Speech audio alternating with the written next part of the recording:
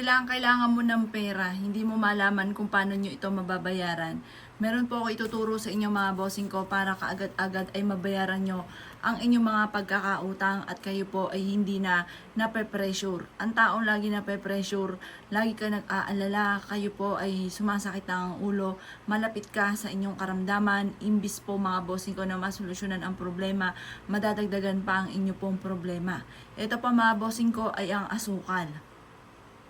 Ang asukal mga bossing ko ay sumisimbolo ng masaganang pamumuhay. Yan po mga bossing ko ay para sa kasaganahan ang dulot. Ang mga tsokolate, asukal, mga matamisin, yan po yung inaalay lalo-lalo na pagdating sa usapin ng kasaganahan. Ganon din po mga bossing ko ang ating dahon ng laurel. Ang dahon ng laurel mga bossing ko ay isa sa mga subok na napakaswerte mga bossing.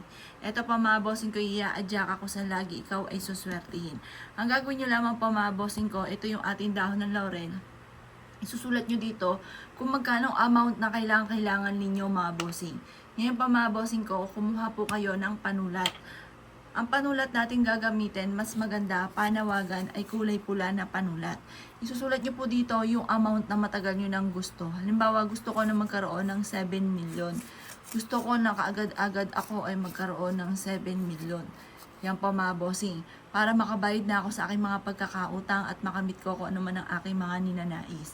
Ganun po. Pero kung mas malaki pa po dyan ang inyo pong kahilingan, mas marami ka pang iwi-wish po dyan. Pagkatapos po mga bossing ko, huwag kang mag-alala kahit gaano kalaki ang pwede nyong i-wish. Wala po yung bayad. I-wish nyo na kahit gaano kalaki. Ngayon po mga bossing ko, itusok nyo po ito dito mga bossing ko sa ating asukal. At ito ay ilalagay nyo lamang po mga bossing ko sa inyo pong hapagkainan kung saan ka kumakain or kaya po mga bossing ko sa inyo pong altar.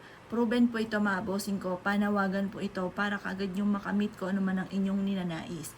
Lalo-lalo na tungkol sa usapin ng pera. Pero lagi nyo tatandaan mga bossing ko, kailangan sipag at tiyaga mga bossing. Lalo-lalo na kung ang nais ninyo ay pera. At kailangan magtiyaga ka, huwag kang maiinip na hanggat di mo pa nakakamit ang inyo pong mga pinapangarap.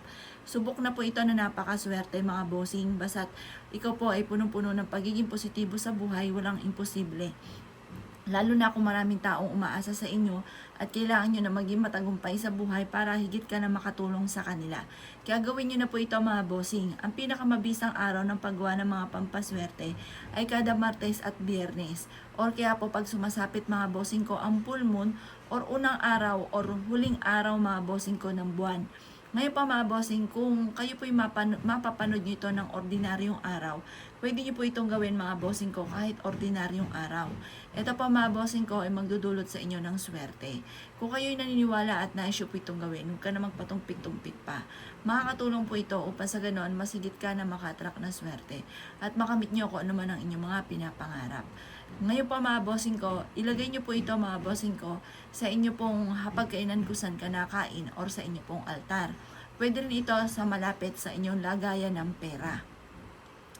Ito pa mga bossing ko ay tutulungan ka para lagi ka maka-attract ng swerte, lalo na mga bossing ko sa pera. Kung ikaw'y naniniwala at nais po itong gawin, huwag ka na magpatumpik-tumpik pa. Makakatulong po ito upang sa ganon, masigit ka na swertihin sa araw-araw. At mas magiging positibo ka sa buhay at kung ikaw po ay may problema sa pera, iaadya ka nito kung saan lagi kayo suswertihin, lalo-lalo na tungkol sa usapin ng pera.